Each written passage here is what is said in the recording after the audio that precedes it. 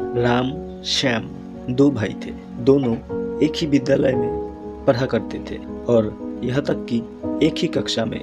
किंतु राम पढ़ने में होनहार था, वही उसका भाई श्याम पढ़ने से बचता था और ना पढ़ने के ढेरों बहाने ढूंढता था।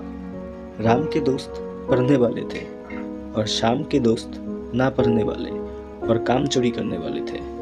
राम अपने भाई श्याम को उन दोस्तों से बचने के लिए कहा करता, मगर श्याम उसे डांट लगा देता और कहता अपने काम से काम रखा करे। श्याम के दोस्त घर से स्कूल जाने के लिए निकलते और रास्ते में कहीं और चले जाते, कभी पार्क में बैठते, कभी जाकर कहीं खाना पीना करते और कभी फिल्म देखा करते थे।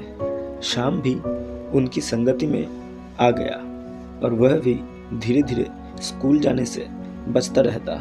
श्याम भी उन दोस्तों के साथ बाहर में खाना पीना और घूमना करता। राम उसके इस प्रकार धोखाधड़ी से बहुत चिंतित था। श्याम से परीक्षा में फेल होने की बात भी कही, मगर श्याम ने नहीं माना। एक दिन की बात है, श्याम स्कूल से जा रहा था, उसके दोस्त मिल गए और उन्हें कहा आज स्कूल नहीं जाना है, हम सभी अपने दोस्त हरि का जन्म दिवस मनाएंगे और बाहर खाना पीना करेंगे और खूब मजे करेंगे। पहले तो श्याम ने मना किया, किंतु दोस्तों के बार बार बोलने पर वह उनके साथ चला गया। श्याम और उसके मित्रों ने खूब पार्टी करी और उस दिन स्कूल नहीं गए। इस प्रकार का काम वह और उसके दोस्त निरंतर करते रहे।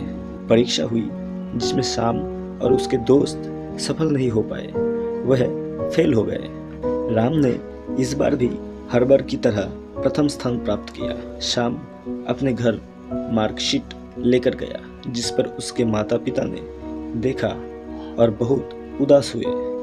उन्हें उदासी हुई कि एक मेरा बेटा इतना अच्छा पढ़ने में है और दूसरा इतना नालायक। श्याम किसी भी विषय में पास नहीं हो पाया। श्याम के माता पिता को बहुत दुख हुई। उन्होंने किसी से कुछ नहीं कहा, मगर अंदर ही अंदर वह बहुत दुखी होते रहे। उन्होंने सोचा कि अब मैं दूसरे लोगों से क्या कहूँगा कि मेरा बेटा एक भी विषय में पास नहीं हो पाया। इस प्रकार माँ पिताजी को श्याम ने बहुत चिंतित, वह बहुत दुखी देखा, जिस पर उसे भी दुख हुआ। श्याम ने अपनी माँ बाप को भरोसा दिलाया कि मैं अगली परीक्षा में सफल होकर दिखाऊंगा। श्याम ने अपने उन सभी दोस्तों को छोड़ दिया जिन्होंने उसकी सफलता में उसका मार्ग रोका था। उन सभी छल और कपट करने वाले दोस्तों को छोड़कर अपनी पढ़ाई में ध्यान लगाया।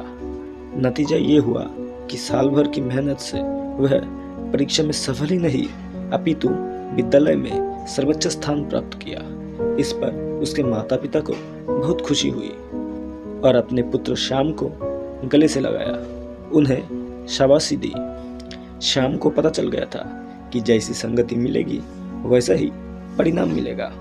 नैतिक शिक्षा, जैसी संगति में रहते उससे वैसा ही गुण आता है, अर्थात अच्छी संगति का संगत करना चाहिए। धन्यवाद।